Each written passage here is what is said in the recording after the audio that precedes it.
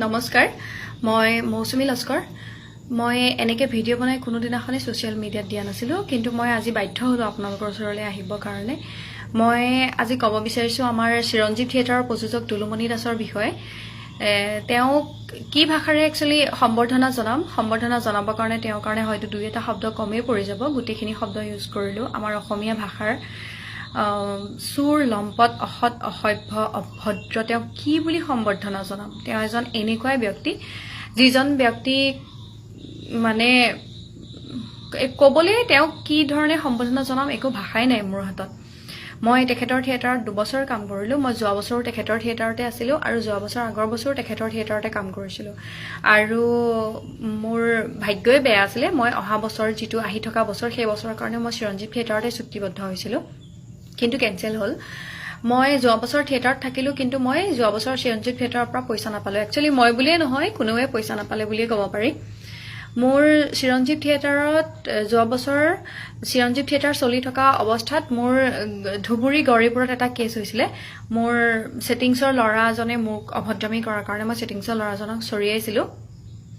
আৰু মই চৰৰ পৰা গুচি আহিছিলো তাৰ পিছত চিৰঞ্জীৱ থিয়েটাৰৰ মালিক দুলুমণি দাসে মোক তেওঁৰ এজন বন্ধু আছিল ভবানীপুৰ থানাত তেখেতে চাকৰি কৰি আছিল তেওঁক লগাই মোক ভবানীপুৰতে ৰাখি তেওঁ মোক বুজাই বহাই লৈ গল আৰু অভিজিত দায়ও ক'লে যে তুমি যোৱা উভতি যোৱা থিয়েটাৰৰ কাৰণে তে ঠিকে আছে মই ক'লো যে যেতিয়া মোক পেন্ডিং হৈ থকা পইচাখিনি দিব মই তেতিয়া হে মানি লম বুলি পেলাই তেতিয়া তেওঁ ক'লে যে ঠিকে আছে তোমাৰ যিখিনি পেন্ডিং আছে সেইখিনি আমি দুটা পেন্ডেলৰ ভিতৰত ক্লিয়াৰ কৰি দিম আৰু যিখিনি তোমাৰ পইচা আছে দুটা পেন্ডেলত মই দি দিম আৰু তোমাক থিয়েটাৰত কোনো ব্যৱহাৰ নকৰা নেক্সট টাইম তেতিয়া মই ক'লো যে ঠিকে আছে তে মই যাম বাৰু তা গলো গৈ পেলাই মই সেই থিয়েটাৰতে আকৌ দ্বিতীয়বাৰ কাম কৰি গৈ আছিলো দিনবোৰ গৈ আছিল তাৰ পিছত লাষ্টত আমাৰ থিয়েটাৰ শেষ হ'বৰ কাৰণে মাত্ৰ 7টা পেন্ডেল আছে তেনেকুৱা অৱস্থাত লৈকে মোক পইচাই দিয়া নাছিল তেতিয়া মই যেতিয়া মোৰ এজনী ছোৱালী আছে ছোৱালীজনীক মই হোষ্টেলত ৰাখি পঢ়াই আছো মই সিঙ্গল মাদাৰ হয় পইচা প্ৰবলেম মোৰ বহুত হয় কাৰণ মই নিজে অকলে ইনকাম কৰো অকলে চলি থাকো মই অকলে গোটেইখিনি কৰিব লাগে তে মই ছোৱালীৰ এডমিশনৰ সময়ত তেখেতক ৰিকুৱেষ্ট কৰিলো তেখেতক মই ৰিকুৱেষ্ট কৰাটো বাদে মই তেখেতক হাতজোৰ কৰি কৈছো হাতজোৰ কৰি মই তেখেতক ৰিকুৱেষ্ট কৰিছো যে মোক পইচা দিয়ক মোৰ বহুত প্ৰবলেম হৈছে আৰু ছোৱালীৰ এডমিশন আছে মোক তেওঁ পইচা নিদিলে তাৰ পিছত স্কুলত সেইখিনি সময় পাৰ হৈ গল স্কুলতো বহুত প্ৰবলেম হল স্কুলৰ পইচা বহুত মোৰ দিব লগা আছিল তে 7টা পেন্ডেল থকাৰ অৱস্থাত মই তেখেতক মই ৰিকুৱেষ্ট কৰি ক'লো যে মোক পইচা দিয়ক দাদা মই চলিবলৈ বহুত দিগদাৰ হৈছে আৰু স্কুলতো বহুত পইচা দিবলৈ আছে আৰু মোৰ পাব লগা পেন্ডিংও বহুত আছে তাৰ পিছত তেওঁ কোনো গুৰুত্ব দিয়া নাই তেতিয়ালে ঠিকে আছে তেতিয়া আমাৰ পেন্ডেল চলি আছিল জুৰহাট জাজি চেলেংহাটত পেন্ডেল চলি আছিল মই তেতিয়া ক'লো যদি আজি আপুনি মোক পইচা নিদিয়ে তেতিয়া হলে মই চট নুঠো আৰু তেতিয়া আমাৰ পেন্ডেল শেষ হ'বলে 7টা পেন্ডেল আছিল তেতিয়া মই তেওঁক ক'লো যে ঠিকে আছে যদি আপুনি আজি মোক পইচা নিদিয়ে তেতিয়ালে মই চট নুঠো তাতে যিখিনি মালিক পক্ষৰ মানুহ আছিল থিয়েটাৰত মই সকলোকে জনালো যে মই আজি শোলে নাযাওঁ তে মই যিখন ঘৰত মই আছিলো যিজন মানুহৰ ঘৰত আছিলো সেইখন ঘৰতে মই ৰুমতে থাকিলো তেওঁ 10টা 10:30 বজাৰ সময়ত শো আৰম্ভ কৰি দিলে মই নোহোৱাকে তে সেকেন্ড হিৰোইন নোহোৱাকে তেওঁ শো আৰম্ভ কৰি দিলে শো চলি গল কিন্তু কমিটি মানুহেটো গম পাইছে যে এজনী হিৰোইন এখন ঘৰত ৰাতি আছে অহা নাইকিয়া কাৰণ মই তাতে ফাৰ্স্ট নাইটে নাটক কৰিছো আৰু মই সেকেন্ড নাইটেহে শোত নুঠু বুলি পেলাই তেখেতক জনাইছো সেকেন্ড নাইটে ৰাজকুমাৰী বিয়া আছিল ৰাজকুমাৰী বিয়া পাৰ হৈ গল তাৰ পিছদিনাখন অভিজিতদাৰ নাটক আছিল মই ৰাৱণ নাটকখনত এটা চৰিত্ৰ আছিল যিটো চৰিত্ৰ কলেজৰ এজন ষ্টুডেন্ট মই হওঁ আৰু মোৰ গাত এচিড ঢালি দিয়ে সেই মোৰ পৰাই গোটেই কাহিনীটো হৈ গৈ থাকে তে মই নহলে নাটকখন নহয় তেনেকুৱা অৱস্থাত এজনী ডান্সৰ ছোৱালীক দিনত ৰিহাৰ্সেল কৰাইছে আৰু ছোৱালীজনীক বুবা কেৰেক্টাৰ কৰি পেলালে ডায়লগ নিদি বুবা কেৰেক্টাৰ কৰি তাইক ষ্টেজত উঠাইছে এচিড ঢালিছে হেনেকে পেলাই কি কৰিলে মই নাজানো নাটকখন শেষ কৰিছে মই বেলেগৰ পৰা গম পালো আৰু গোটেইখিনি কথা কেনেকে হ'ল নাটকখন কোনে ৰোলটো কৰিছে তাৰ পিছত নাটক শেষ হ'ল যেতিয়া 3 দিন নাটক শেষ হোৱাৰ পিছত আমি এঠাইৰ পৰা আন ঠাইলৈ যাওঁ গোটেই ষ্টাফটো তেনেকে সেনাখনো সকলোৰে ৰুমৰ পৰা বেডিং উঠালে ষ্টাফ গ'ল কিন্তু থিয়েটাৰৰ মালিকে মেনেজমেন্টক কোৱাই পেলাই মোৰ ৰুমলৈ বেডিং আনিবলৈ মেনেজমেন্টক কোৱাই পেলাই বেডিং আনা লৰাটোক নপঠালে তে দুলুমণি দাসে গোটেই লৰা ছোৱালীখিনিৰ বেডিং পত্ৰ লৈ পেলাই এঠাইৰ পৰা আন ঠাইলৈ গুচি গ'ল মোক তাতে এৰি থৈ গুচি আহিলে জাজি চেলেংহাটত যিখন ঘৰত মই আছিলো কমিটিয়ে মোক যিখন ঘৰত থাকিব দিছিল সেইখন ঘৰতে মোক এৰি থৈ মোৰ বেডিঙে পত্তাই তাতে এৰি থৈ মোক এৰি তেওঁলোকে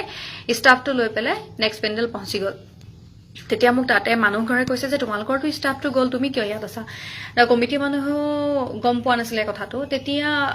দুই এজনে যেতিয়া মোক সুধিলে মই তেতিয়া উপায় নাই মই কথাটো জনাবই লাগিব তেতিয়া মই তাতে চেলেংহাটৰে দুই এজন গাঁৱৰ মানুহক ক'লো মই কমিটিৰ ল'ৰাখিনিক খবৰ দিলো তেওঁলোক আহিল গোটেইখিনি আহি পেলাই কথাটো আলোচনা কৰিলে যে এইটোতো বেয়া কাম কৰিলে এইটো এনেকুৱা কৰিব নালাগিছিল মালিকে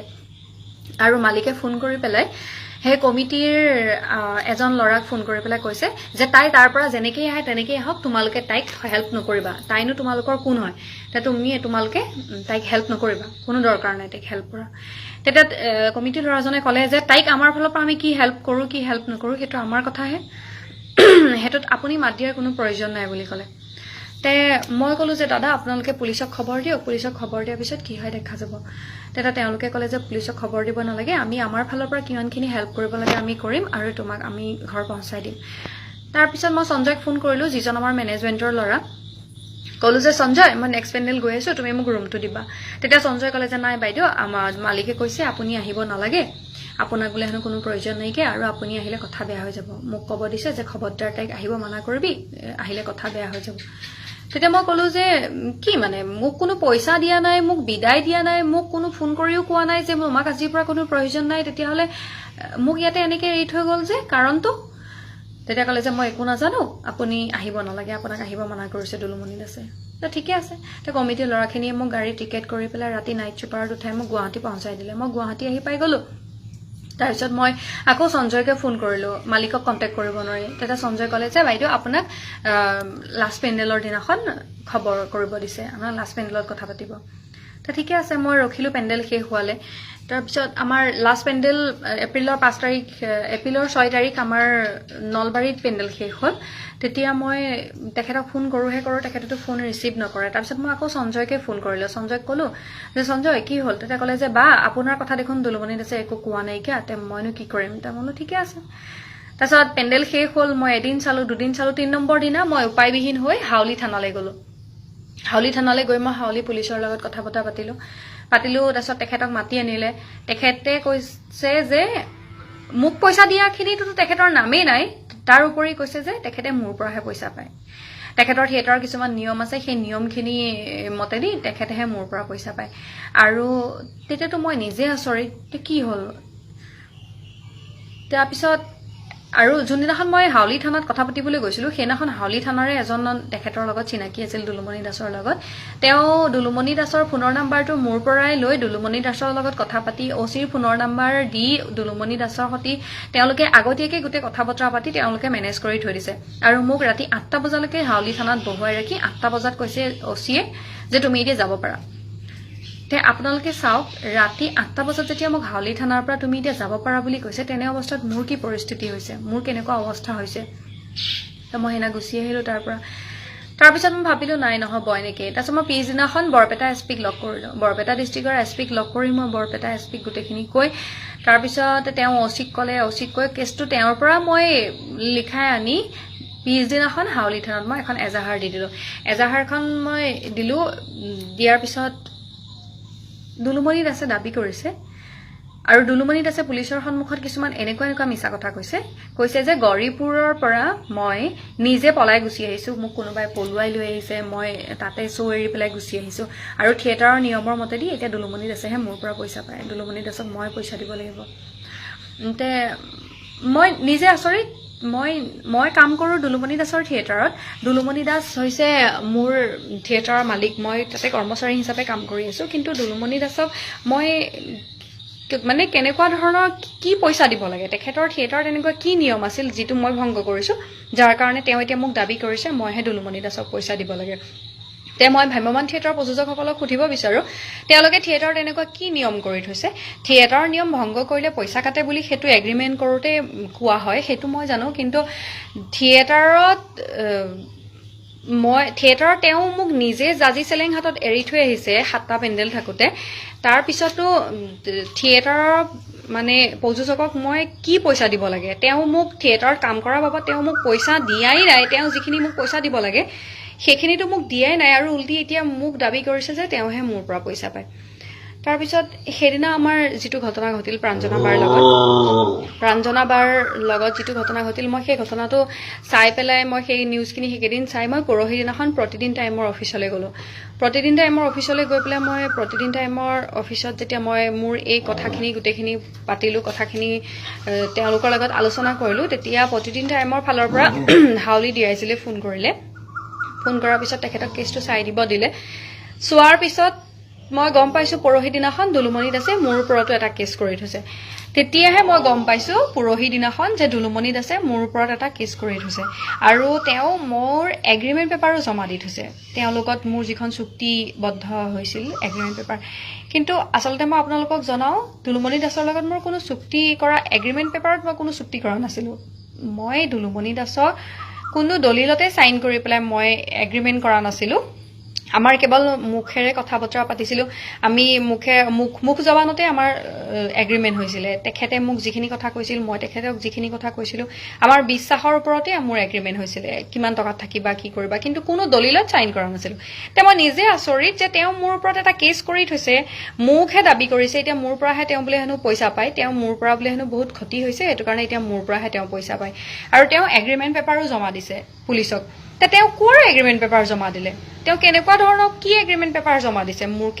মোৰ ওপৰত কেছ কৰি মই নিজে নাজানো তেওঁ ক'ৰ পৰা কি এগ্ৰিমেণ্ট পেপাৰ জমা দিলে তেওঁৰ লগত মোৰ কোনো এগ্ৰিমেণ্ট হোৱা নাছিলে তে মই নিজে আচৰিত হৈছোঁ সেইটো কাৰণে মই আপোনালোকক এই গোটেইখিনি কথা মই জনাব বিচাৰিছোঁ আজি প্ৰাঞ্জনা বা ইমান এটা ডাঙৰ বিপদত পৰিলে সেই এনেকৈ বিপদত পৰিলোঁ মই আৰু মোকো তেওঁ একো নজনোৱাকৈ অহা বছৰ যিটো আহি আছে বছৰ সেই বছৰটোৰ কাৰণে মই চিৰঞ্জীৱ থিয়েটাৰতে চুক্তিবদ্ধ হৈছিলোঁ কিন্তু তেওঁ মোক নোকোৱাকৈ কেঞ্চেল কৰি দিলে আৰু মোক যোনদিনাখন কেঞ্চেল কৰিছে বুলি মই গম পাইছোঁ এনেকুৱা অৱস্থাত কেঞ্চেল কৰিছে যে মই দ্বিতীয় এখন বেলেগ থিয়েটাৰত মই কথা পাতি মই থিয়েটাৰ ঠিক কৰিব নোৱাৰোঁ কাৰণ সকলো থিয়েটাৰতে সকলো আৰ্টিষ্ট অলৰেডি বুকে হৈ গৈছিলে তেতিয়া মই ইমান কান্দিলোঁ আৰু মই জুপিবাহঁতকো গোটেই কথাখিনি ক'লোঁ জুপিবা আগতো ইমান কান্দিলোঁ জুপিবাই গৈ মালিকক সুধিলে যে দুলদা আপুনি মৌচুমীক কিয় এনেকৈ আচৰিতভাৱে কেঞ্চেল কৰি দিলে তেতিয়া দুলুমণি দাসে কৈছে যে মই অভিজিত দাক কৈ পেলাই তাইক বেলেগ এখন থিয়েটাৰত মই ঠিক কৰি দিম কিন্তু তেওঁ এইটো কাৰণটো কোৱা নাই যে মৌচুমীক কি কাৰণে তেওঁ কেঞ্চেল কৰিলে তে দুলুমণি দাসে মোৰ লগত যিখিনি কৰিলে বা মোৰ নিচিনা এনেকুৱা সৰু সৰু অভিনেত্ৰী বহুত আছে যাৰ জীৱন হয়তো এনেকেই ধ্বংস হৈছে কিন্তু আজি মই মৌচুমী লস্কৰে কৈছোঁ মোক আজি কোনে সহায় কৰিব মোৰ হৈ কোনে মাত মাতিব আজি প্ৰাঞ্জনা বাৰ লগত যিটো ঘটনা ঘটিল প্ৰাঞ্জনা বাৰ হৈ সকলোৱে মাত দিলে সকলোৱে তেওঁক সহায় কৰিলে কিন্তু মোকতো কোনেও চিনিও নাপায় হয়তো থিয়েটাৰ চোৱা 100জনৰ ভিতৰত 10জনে মোক চিনি পায় বাকীটো কোনেও মোক চিনিও নাপায় মই মৌচুমী লস্কৰ বুলি পেলাই কোনোবাই মোক চিনিও নাপায় যে মই কাৰোবাৰ ওচৰত যাম কোনোবাই মোক হেল্প কৰিব কোনোবাই মোৰ হৈ মাত মাতিব মোৰ নিচিনা এনেকুৱা সৰু সৰু অভিনেত্ৰী হয়তো বহুত আছে যাৰ এনেকৈ জীৱন ধ্বংস হৈ গৈ আছে কোনোবাই হয়তো লাজত কোনোবাই ভয়ত পুলিচৰ ওচৰলৈ নাযায় মিডিয়াৰ সন্মুখলৈ নাহে আৰু দুলুমণি দাসৰ থিয়েটাৰত কিছুমান এনেকুৱা ঘটনা ঘটি থাকে যিবোৰ ঘটনা থিয়েটাৰৰ মানুহখিনি আমি সকলোৱে জানো কিন্তু বাহিৰা মানুহে গম নাপায় তেওঁ এজন এনেকুৱা লম্পট তেওঁ এজন চৰিত্ৰহীন বুলি ক'ব পাৰি চৰিত্ৰহীন তেওঁ ডাঙৰ ডাঙৰ মানে ল'ৰা ছোৱালী অভিনেত্ৰীৰ লগত সম্পৰ্ক ৰখাটো বাদেই দিয়ক তেওঁ সৰু ছোৱালীৰ লগতো সম্পৰ্ক ৰাখে তেওঁ ডান্সৰ ছোৱালীৰ লগত সম্পৰ্ক ৰাখে আৰু তেওঁতো কিছুমান এনেকুৱা মই নিজ চকুৰে দেখিছোঁ তেওঁ কিছুমান এনেকুৱা বেয়া কাম যিবোৰ এতিয়া এনেকৈ পেলাই ক'ব নোৱাৰি যিবোৰ এনেকৈ কোৱাটো হয়তো মোৰ কাৰণেও ভুল বুলি পেলাই মই কওঁ কাৰণ সকলোবোৰ শব্দ বা সকলোবোৰ কথা এনেকৈ মই ভিডিঅ'ত ক'ব নোৱাৰোঁ ক'বলৈ সেইটো মানাও আৰু তেওঁ মোকো বেয়া ইংগিত দিছিল আৰু যিটো মই নমনাৰ কাৰণে আজি মই এইখিনি শাস্তি ভুগি আছোঁ আৰু যদি মই তেখেতৰ কথা মানিলোহেঁতেন মই ফুল পে'মেণ্ট লৈ চিৰঞ্জীৱ থিয়েটাৰৰ পৰা বিদায় ল'ব পাৰিলোঁ হয় কিন্তু মই সেই প্ৰতিবাদ কৰাৰ কাৰণে আজি মই 1 টকাও নোলোৱাকৈ 1 টকাও নোপোৱাকৈ মই চিৰঞ্জীৱ থিয়েটাৰৰ পৰা উভতি আহিব লগা হ'ল আৰু মই তেওঁৰ ওপৰত একো একশ্যনো ল'ব পৰা নাইকিয়া আৰু যদিও মই আগবাঢ়িছোঁ হয়তো তেওঁ কিবা মেনেজ কৰি কিবাকৈ তেওঁ পলাবলৈ এটা সাহস পাইছে তেওঁ পলাই ফুৰিব পাৰিছে আৰু তেওঁ মোক পইচা নিদিয়া বুলিয়েই নহয় লাইট ছেটিংছৰ ল'ৰা তেওঁ গায়িকা প্ৰেক্টিছ গিটাৰিষ্ট কিবৰ্ডিষ্ট তেওঁ কাউকৈ পইচা দিয়া নাইকিয়া তেওঁ পাকঘৰৰ ঠাকুৰজনলৈকো পইচা দিয়া নাইকিয়া আৰু সেইটোতো বাদেই দিয়ক আমি যিবোৰ পেণ্ডেল কৰোঁ সেই পেণ্ডেলবোৰত যিবোৰ গেলামাল দোকানৰ পৰা পইচা বাকী উঠায় সেইবিলাক দোকানীকো পইচা দিয়া নাইকিয়া তে চিন্তা কৰক দুলুমণি দাসে বাকি খোৱা দোকানবিলাকতো পইচা দিয়া নাইকিয়া আৰু তাৰ বাহিৰে থিয়েটাৰত আমাৰ থিয়েটাৰত যিবোৰ গান বজে সেই গানবোৰৰ যিবোৰ গায়ক সেই গায়কবিলাককো পইচা দিয়া নাই আৰু থিয়েটাৰত এড বনোৱা যিবোৰ আমাৰ নিউজ চেনেল আছে সেই নিউজ চেনেলবিলাকতো তেওঁ পইচা দিয়া নাইকিয়া তেওঁ কাউকোৱে পইচা দিয়া নাই এই বছৰ তেওঁ পইচা দিয়া নাই তাৰ নেক্সট বছৰ পইচা দিয়া নাই এনেকৈ পইচা নিদিয়াকে তেওঁ এটা সাহস বাঢ়ি গৈ আছে কাৰণ কোনো মাতেই নিদিয়ে আৰু কোনোবাই কিবা কৰে যদিও পুলিচৰ ওচৰলৈ যায় যদিও তেওঁ মেনেজ কৰি থৈ দিয়ে তেওঁ সেইটো কাৰণে সাহসটো বেছিকৈ বাঢ়ি গৈ আছে আৰু দুলুমণি দাসৰ নিচিনা এনেকুৱা অভদ্ৰ প্ৰযোজকৰ কাৰণে আমাৰ ভ্ৰাম্যমানৰ ভাল যিসকল প্ৰযোজক আছে সকলোৰে বদনাম হয় আৰু সকলোকে এজন প্ৰযোজকৰ কাৰণে সকলোবোৰ প্ৰযোজক আহি যায় ন বদনামৰ লিষ্টত সকলোকে ভাবে সকলোৱে যে হে প্ৰযোজক যেতিয়া সকলোবোৰ এনেকুৱাই আৰু তেওঁ এনেকুৱা এজন চৰিত্ৰহীন ব্যক্তি দুলুমণি দাসে নিজৰ দুজনী ছোৱালী আছে নিজৰ ৱাইফ আছে এখন ইমান ভাল সংসাৰ থাকোতেও তেওঁ বেলেগৰ লগত সম্পৰ্ক কৰি থাকে এনেকুৱা অভদ্ৰ ব্যক্তি তেওঁ নিচিনা ব্যক্তিটো সমাজৰ কাৰণেও এজন কলংক বুলি ক'ব পাৰি আৰু তেওঁ মই আৰু ইয়াতকৈ মই বেছি নকওঁ যিখিনি কৈছোঁ সেইখিনিতে চাগে আপোনালোক সকলোৱে বুজি পাইছে আৰু এতিয়া মোৰ কথা হৈছে কি মোক যিখিনি দুলুমণি দাসে কৰিলে যাতে মোৰ হৈও কোনোবা এজন আহক মোৰ হৈ কোনোবা এজনে মোক সহায় কৰক কাৰণ মই যিখিনি এতিয়া বৰ্তমান বিপদত পৰিছোঁ মোৰ যিটো এতিয়া বৰ্তমান অৱস্থা হৈছে এই অৱস্থাটো বা মোৰ এই বিপদটোৰ পৰা মই কেনেকৈ উদ্ধাৰ হ'ম মই কেনেকৈ ওলাম সেইটোতো মই নিজেও ৰাস্তা বিচাৰি পোৱা নাই কাৰণ অহা বছৰ মই থিয়েটাৰো ঠিক কৰিব নোৱাৰিলোঁ দুলুমণি দাসৰ কাৰণে আৰু দুলুমণি দাসে এতিয়া উল্টি মোক দাবীও কৰিছে যে তেওঁহে মোৰ পৰা পইচা পায় মই তেওঁক এতিয়া পইচা দিব লাগে তেওঁ মোৰ ওপৰত কেছো কৰিছে এইটো একচুৱেলি মই পৰহি দিনাখন প্ৰতিদিন টাইমৰ অফিচলৈ গৈয়ে গম পালোঁ তাৰ আগলৈকে মই গম পোৱা নাছিলোঁ পুলিচেও মোক একো জনোৱা নাছিলে সেইটো কাৰণে মই আপোনালোকৰ সন্মুখলৈ আহিছোঁ এনেকৈ এটা ভিডিঅ'ৰ যোগেদি আপোনালোকে মোক সহায় কৰক অসমৰ ৰাইজক মই অনুৰোধ জনাইছোঁ মোৰ হৈও কোনোবাই মাতক যাতে ময়ো মুক্তি পাওঁ ময়ো যাতে কাৰোবাৰ সহায় পাওঁ সেই আশাৰে মই আপোনালোকৰ মাজলৈ আহিছোঁ নমস্কাৰ